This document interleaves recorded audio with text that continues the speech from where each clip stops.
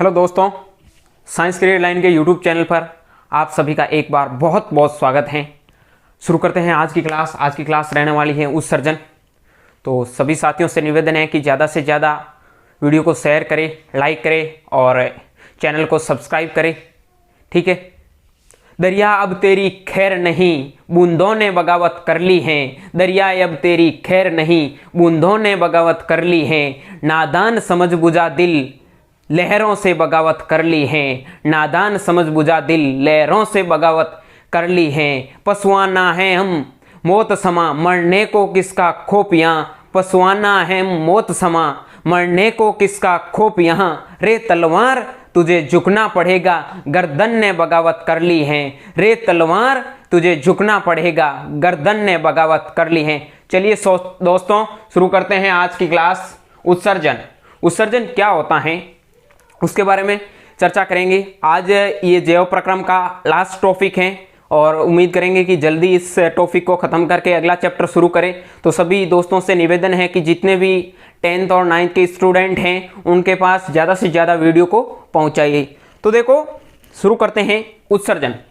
उत्सर्जन क्या होता है? शरीर से अपशिष्ट पदार्थों को बाहर निकालने का एक तंत्र है। भाई, शरीर में जितना भी अपशिष्ट पदार्थ होता है या नाइट्रोजनी युक्त अपशिष्ट पदार्थ होते हैं उनको बाहर निकालना। देखो, नाइट्रोजनी युक्त अपशिष्ट पदार्थ 3 प्रकार के होते हैं। अब 3 प्रकार के नाइट्रोजनी युक्त अपशिष्ट पदार्थ कौन कौन से होते हैं? एक प्रकार होता है अमोनिटेलिक।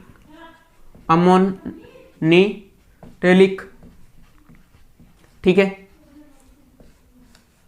दूसरा होता है यूरोटेलिक, इसके बारे में जानेंगे हम। ठीक है। और तीसरा होता है यूरियोटेलिक।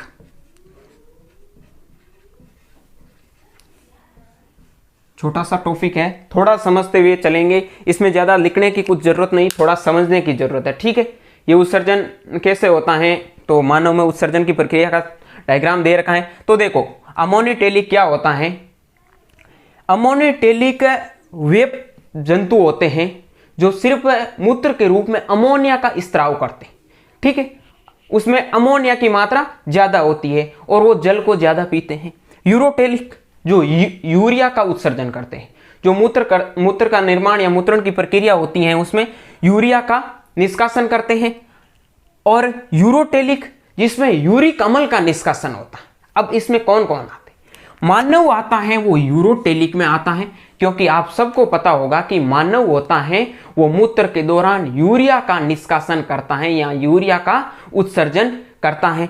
अमोनिटेलिक ये क्या होते हैं? अधिक विषैले होते हैं। यूरोटेलिक और अमोनिटेलिक अधिक विषैले होते हैं। अमोनिटेलिक क्या होते हैं? जलीय मीठे पानी की मछलियां देखी होगी या जलीय कीट देखे होंगे आपने। तो वो क्या करते हैं? वो अमोनिटेलिक उत्सर्जन करते हैं। क्या करते हैं? पानी को प्यार बाहर निकाला।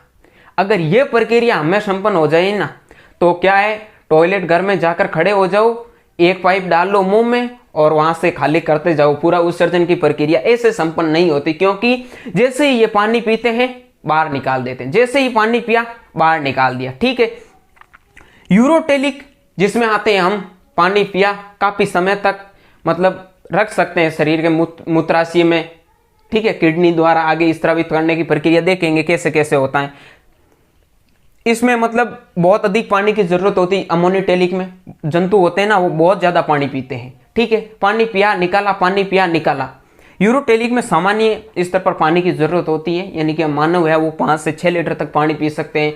या फिर कुछ स्थलीय प्राणी होते हैं जैसे वो होते हैं ऊंट वगैरह। ये यूरियोटेलिक में वे आते हैं जैसे मान लो आपने पक्षी देखे होंगे। ठीक है। पक्षियों में क्या करते हैं? वो यूरिक अम्ल का स्त्राव करते हैं, क्योंकि उसका जो उत्सर्जन होता है मूत्र मार्ग और गुद्दा द्वार द्वारा वो एक ही होता है, यानी कि मूत्र के साथ में ही वो गुद्दा द्वार द्वारा अपशिष्ट पदार्थ बाहर निकालते हैं, वो साथ में ही निकालते हैं। इसमें बहुत कम पानी की आवश्यकता होती है। ठीक है। ये पानी को कैसे मतलब उत्सर्जन कैसे करते हैं? जहां से वो गुद्दा द्वार द्वारा अपशिष्ट पदार्थ, आप जिसे बींट कहते हैं, वो बींट के साथ ही क्या करते हैं? अपशिष्ट पदार्थों को बाहर निकाल देते हैं। और मानव में अलग अलग हो गया। गुद्दा द्वार भी हमने पाचन में पढ़ा था कैसे बाहर अलग हो गया था। और यूरोटेलिक अब हम उत्सर्जन में पढ़ रहे हैं यूरोटेलिक, जो यूरिया का उत्सर्जन करता है। नाइट्रोजनी युक्त अपशिष्ट पदार्थों को बाहर निकालना तो हो गया उत्सर्जन। अब भाई मानव में उत्सर्जन पढ़ रहे हैं तो यूरिया का निष्कासन कैसे करते हैं, ये प्रक्रिया कैसे संपन्न होती है, आइए जानते हैं आज इस प्रक्रिया के बारे में क्या है इसमें। ठीक है, तो देखो समझ गए कि मानव यूरोटेलिक जंतु है या यूरोटेलिक प्राणी में संपन्न है। अब देखो हम पढ़ेंगे मानव में उत्सर्जन कैसे होता है। हमारे जो टॉपिक में दे रखा है मानव में उत्सर्जन, देखो मानव में उत्सर्जन के लिए क्या होता है, ये हो गई मूत्रवाहिनी, यहां लिख लो आप, एक जोड़ी वृक्क, ठीक है, यहां आप इसे किडनी कह सकते हैं। एक जोड़ी मूत्रवाहिनी, जोड़ी का मतलब संख्या में 2, ठीक है, एक जोड़ी मूत्रवाहिनी। नंबर 3 हम बात करते हैं एक मूत्राशय, ये एक जोड़ी मत कर देना, एक मूत्राशय और एक मूत्र मार्ग, ठीक है, एक मूत्र मार्ग। क्लियर बात है, समझ गए होंगे भाई कि एक जोड़ी वक्र यानी कि संख्या में 2, तो देख लो ये वक्र एक, किडनी एक इस साइड और एक इस साइड, ठीक है। एक जोड़ी मूत्रवाहिनी, एक मूत्रवाहिनी ये रही, एक मूत्रवाहिनी ये रही, एक मूत्राशय, ठीक है, एक मूत्राशय हो गया और मूत्र मार्ग, ये मूत्र मार्ग, ये पृष्ठ महाशिरा और पृष्ठ धमनी, वक्र धमनी हो गई। ये अधिवक्र ग्रंथि है जो हम अगले चैप्टर में पढ़ेंगे कि ये ग्रंथियों के बारे में, क्या हार्मोन कैसे अंतःस्रावी ग्रंथियां हैं उसमें पढ़ेंगे कि अधिवक्र ग्रंथि कैसे होती है, क्या होती है, इसका क्या कार्य रहता है, ठीक है। अब ये प्रक्रिया संपन्न कैसे होती है, कोशिकीय गुच्छ के माध्यम से, कैसे इसमें रक्त पहुंचता है, मतलब रक्त ही होता है, कैसे रक्त पहुंचता है और फिर अपशिष्ट पदार्थों के रूप में कैसे बाहर निकलता है, ठीक है। यही प्रक्रिया हम इस मतलब टॉपिक के बारे में जानने वाले हैं। वक्र में आया सबसे पहले अपशिष्ट, ठीक है, वक्र के बाद में मूत्राशय में, मूत्राशय के बाद में मूत्र मार्ग में। अब ये भाई संकेत कैसे देता है, ठीक है, इस थोड़ा संकेत के बारे में बता रहा हूं कि हम मूत्र को कैसे बाहर निकालते हैं। अपशिष्ट पदार्थ हम पढ़ेंगे आगे, प्रक्रिया की, मूत्र की प्रक्रिया कैसे होती है, मूत्र निर्माण की प्रक्रिया के बारे में, ठीक। एक पहले पॉइंट लिख लो आप कि किडनी का वजन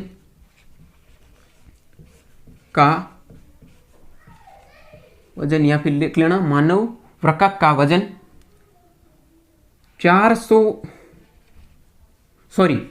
नहीं, इसमें होगा 160 से 180 ग्राम, ठीक है।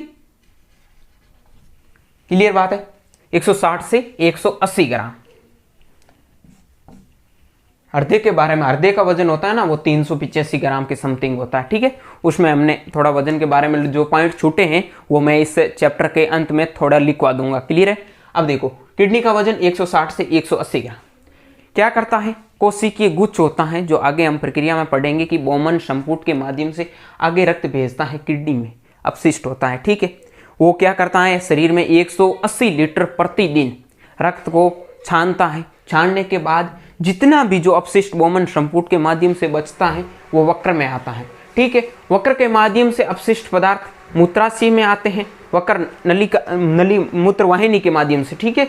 फिर मूत्राशय में, मूत्राशय के बाद में मूत्र मार्ग से बाहर कैसे निकलते हैं, इसे कौन संकेत देता है कि भाई आपका मूत्राशय भर गया, अब इसको बाहर निकालो, ऐसे काम चलने वाला नहीं है। तो देखो सबसे पहले क्या होता है, यहां से वृक्क या किडनी से जो अपशिष्ट पदार्थ, क्या देखो मूत्राशय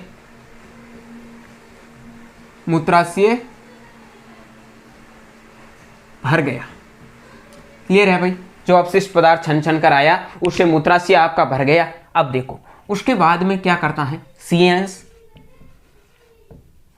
केंद्रीय तंत्रिका तंत्र, जो अगले चैप्टर में पढ़ेंगे, सूचना का आदान प्रदान करती है, ये सूचना देती है, सीएनएस सूचना देती है मूत्राशय का संकुचन, ठीक है, मूत्राशय का संकुचन होता है संकुचन होने के बाद मूत्र मार्ग में, और मूत्र मार्ग में जाने के बाद अपशिष्ट पदार्थ क्या होता है, बाहर निकल जाता है।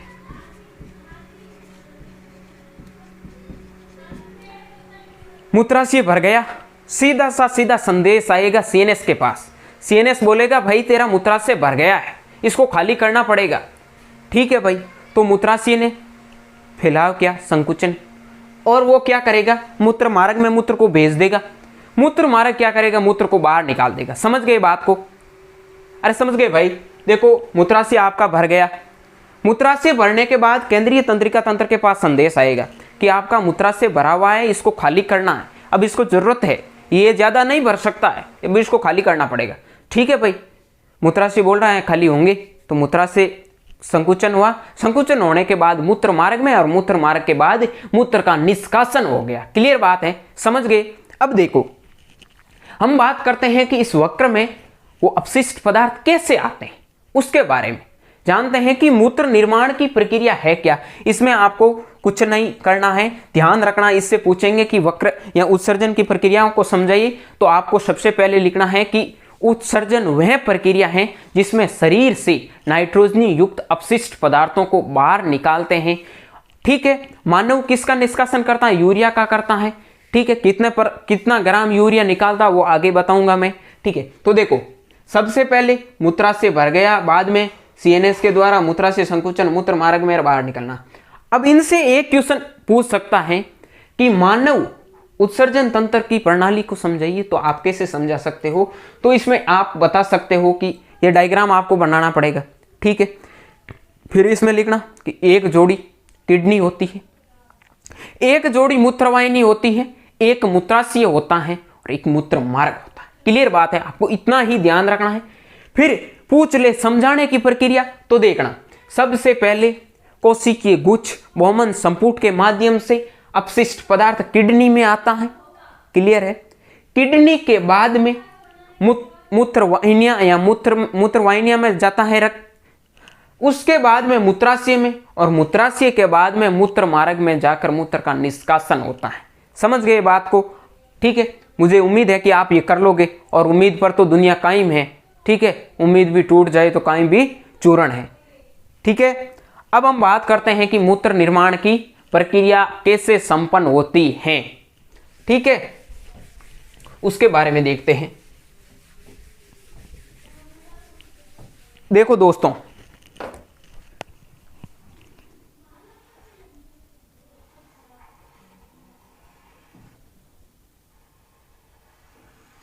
डायग्राम बना रहा हूं मैं कि कैसे मूत्र निर्माण की प्रक्रिया संपन्न होती है। इतना नहीं जाएगा इसका, ऐसे ही कर लो आप।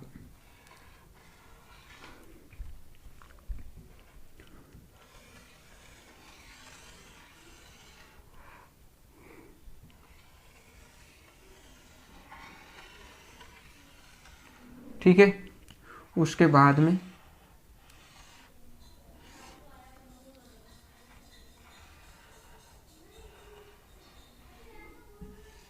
और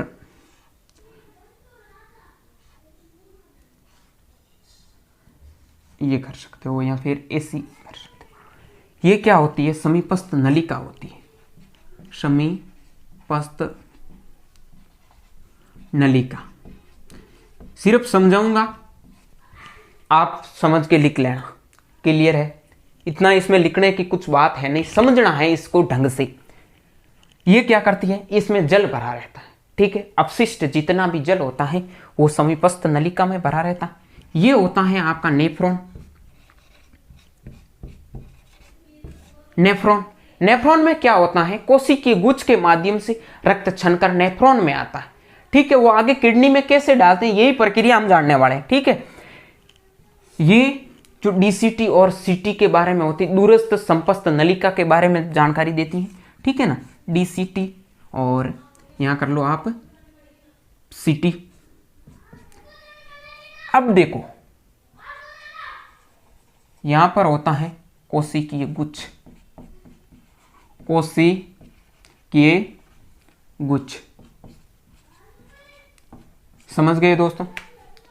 ठीक है, इसके माध्यम से हम जानेंगे कि यह प्रक्रिया कैसे संपन्न होती है। आपकी बुक में डायग्राम इसके बारे में भी बताया गया होगा। ठीक है, अब हम जानेंगे कि ये कोशिकीय गुच्छ के माध्यम से कैसे आता है, रक्त कैसे बाहर निकलता है। ठीक है, तो देखो,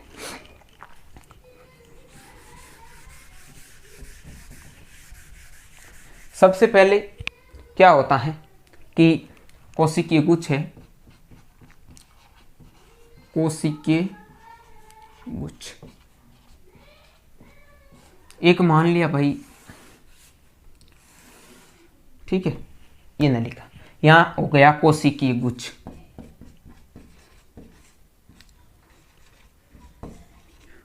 गुच्छ ये क्या करता है, ऊपर मैंने बोमेन संपुट के बारे में नहीं बताया, उसके ऊपर कोशिकीय गुच्छ के ऊपर बोमेन संपुट में डाल। कोशिकीय गुच्छ क्या करता है, रक्त को छानता है।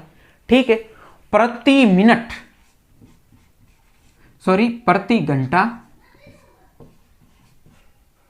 180 लीटर, 180 लीटर प्रतिदिन, घंटा नहीं होगा, ठीक है, ये मिस्टेक हो गई मेरे से, प्रतिदिन, घंटे में तो इतना कैसे छान सकते, प्रतिदिन 180 लीटर मूत्र का निष्कासन। छानता कैसे देखना, ठीक है। कोशिकीय गुच्छ होती है ऐसी, ये वो छानने वाला छन्नी होती है ना, उसी प्रकार कोशिकाओं का गुच्छ होता है। ठीक है, मतलब पतली पतली पतली पतली रक्त की नलिकाएं होती, उनके माध्यम से छनता है। 180 लीटर रक्त को छान दिया। अरे भाई 180 कैसे, हम तो निकालते हैं 1.5 से 2 लीटर बार, ये कैसे? तो देखना, जब इसका पुनरावशोषण होता है, पुनरावशोषण, उस टाइम क्या होता है, ये 180 लीटर यहां रक्त प्रत्येक दिन में जो छनकर आता है बोमेन संपुट में जाता है, स्वस्थ रक्त होता है वो। समस्या का खेद है, थोड़ा सा वीडियो बीच रुक चुका था, तो आगे देखो, प्रत्येक दिन में 180 लीटर रक्त का वापस अवशोषण देखना, छनकर आता है।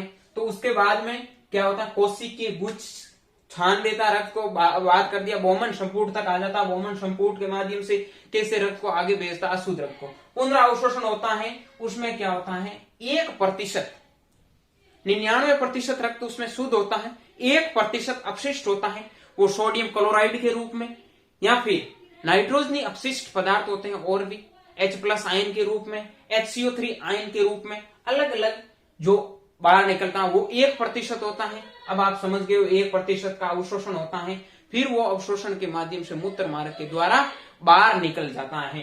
ठीक है, अब हम इसमें कुछ पॉइंट लिखने चाहते हैं। ये बाहर निकल गया, उसमें क्या होता है, 25 से 30 ग्राम यूरिया होता है, और 1.5 लीटर यानी लगभग 1.5 लीटर के समथिंग मूत्र बाहर निकालता है। हम पढ़ेंगे थोड़ा कृत्रिम वक्र के बारे में, उसके बाद जो पॉइंट है वो लिखेंगे। क्लियर है? अब देखो, हम बात करते हैं कृत्रिम वक्र, आर्टिफिशियल किडनी के बारे में। ठीक है, या फिर आप उसे अपहोहन बोल सकते हो, कृत्रिम और कक, यहां आर्टिफिशियल किडनी, और सही जो इसमें प्रक्रिया जो होती है वो कहलाती है अपोहन। होता क्या है, कभी कभार कोई बीमारी के कारण, मिस्टेक्स होने के कारण, किडनी में मिस्टेक के कारण यहां मूत्र है वो मूत्र मार्ग के द्वारा बाहर नहीं निकल सकता है, मूत्र वाहिनियों में कुछ सूजन वगैरह, ये अलग अलग, ठीक है ना, इनसे मूत्र बाहर नहीं निकल सकता है। तो क्या करते हैं, ये एक हेमोडायलिसिस की प्रक्रिया होती है, जो शरीर से अपशिष्ट पदार्थ होते हैं ना, उनको बाहर निकालने के लिए प्रक्रिया, कोई जम जाते हैं पदार्थ, उसको बाहर निकालने के लिए एक प्रक्रिया है।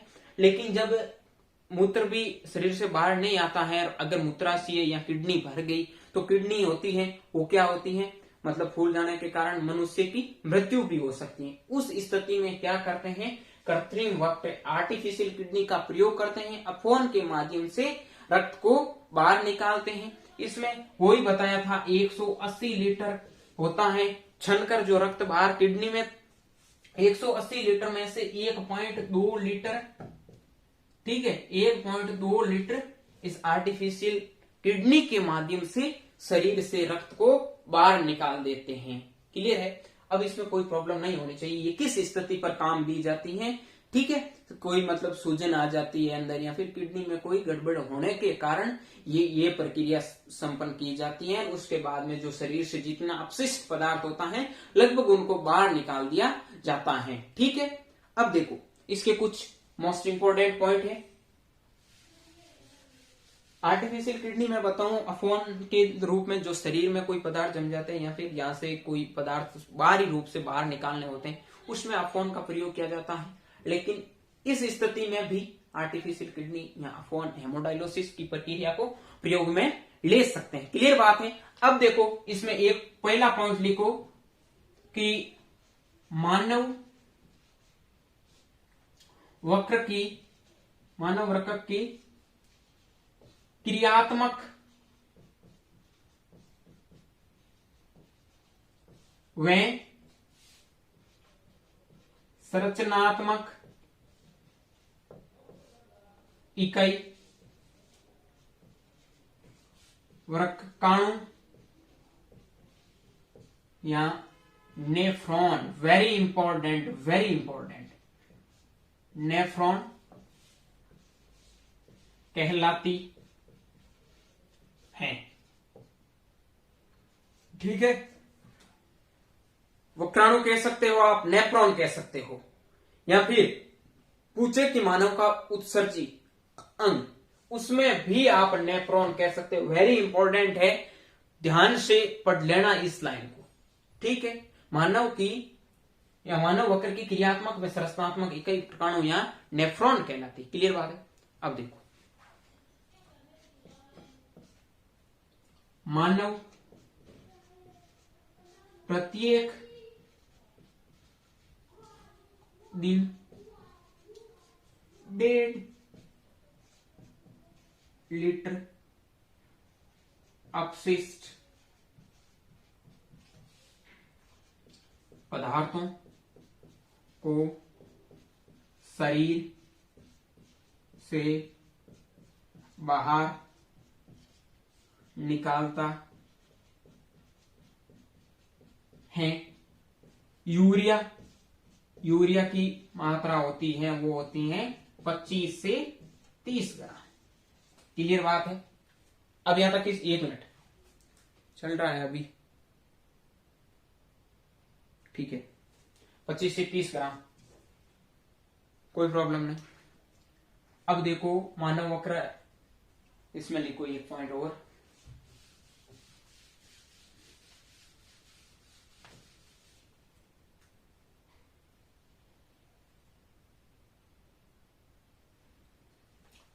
अब हम लगभग ये हो गया है, इसमें कोई बचा नहीं।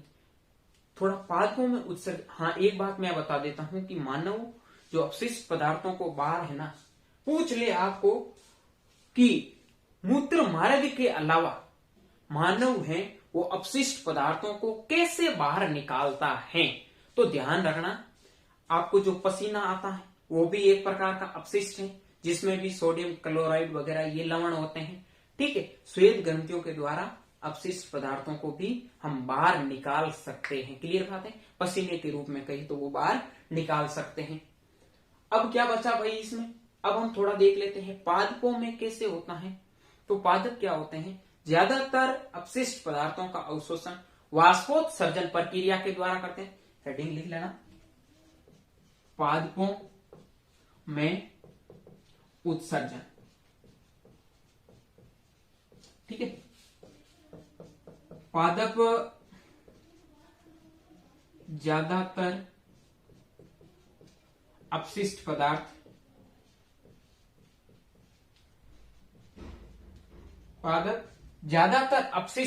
पदार्थ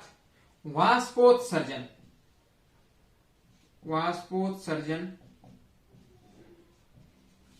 के माध्यम से बाहर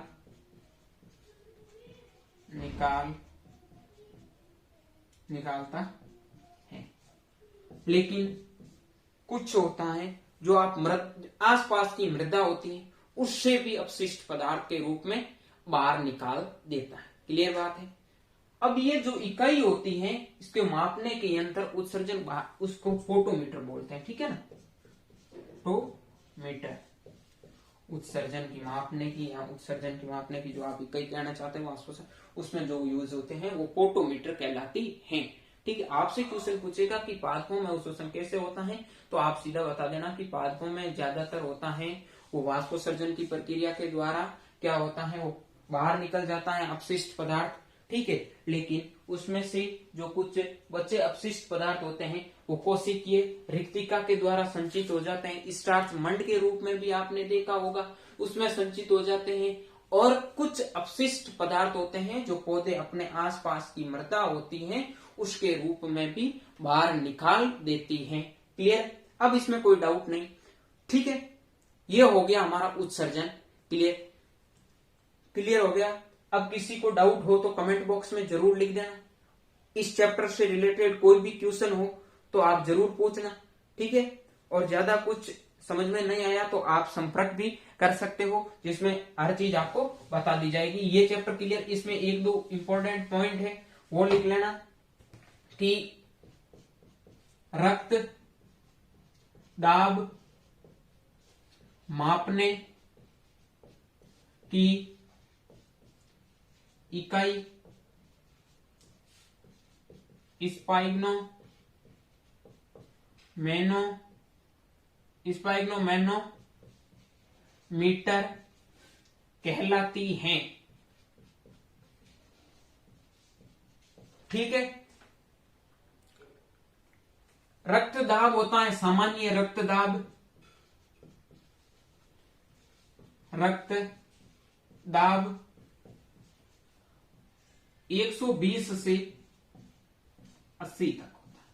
अगर ये स्थिति 110 से 70 हो जाए तो बीपी लो, ब्लड प्रेशर, ठीक है, रक्त का दाब, समझ गए होगे। और 130 से 90 होने पर बीपी, इसमें तो क्या होगी, बीपी लो, और इसमें जो बीपी होगी हाई हो जाएगी। क्लियर बात है, समझ गए। अब देखो और क्या बचा है। सबसे पहले हमने पढ़ा था पोषण, क्लियर हो गया। श्वसन, ठीक है, उसमें कुछ नहीं छूटा होगा। उसके बाद में ये पढ़ा था रक्तदाब वाला, ठीक है। ये रक्तदाब में इतना छूट गया था, रक्तदाब मापने की कई होती है वो स्पाइग्नोमेनोमीटर कहलाती है। क्लियर बात है।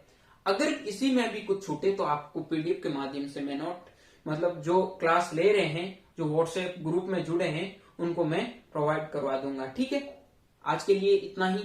कल की क्लास में हम बात करेंगे तंत्रिका तंत्र के बारे में। तब तक इस चैप्टर को आराम से तैयार करो, और 2 महीने का टाइम है तो एक ही सोच रखनी, जब तक तोड़ेंगे नहीं तब तक छोड़ेंगे नहीं। ठीक, ललन टॉप सीरीज चल रही है, तो एक बात सभी से रिक्वेस्ट कर रहा हूं कि जो इस चैनल पर नए हैं वो चैनल को सब्सक्राइब कर दे, ज्यादा से ज्यादा अपने दोस्तों तक वीडियो को शेयर करें। ठीक है, साइंस से जुड़ी कोई भी आपको समस्या हो तो आप संपर्क कर सकते हो, जिसमें मैं आपको वीडियो के माध्यम से भी समझा दूंगा। ठीक है, जो 11th में है, 12th में है, आगे क्या करना साइंस में है, तो उसको भी कोई है तो बता देना। ठीक है, वैसे हम चैनल पर साइंस से जुड़ी हर अपडेट है वो समय समय पर प्रोवाइड करवाते रहेंगे। और फिर भी किसी को कोई डाउट हो तो आप हमसे संपर्क कर सकते हैं।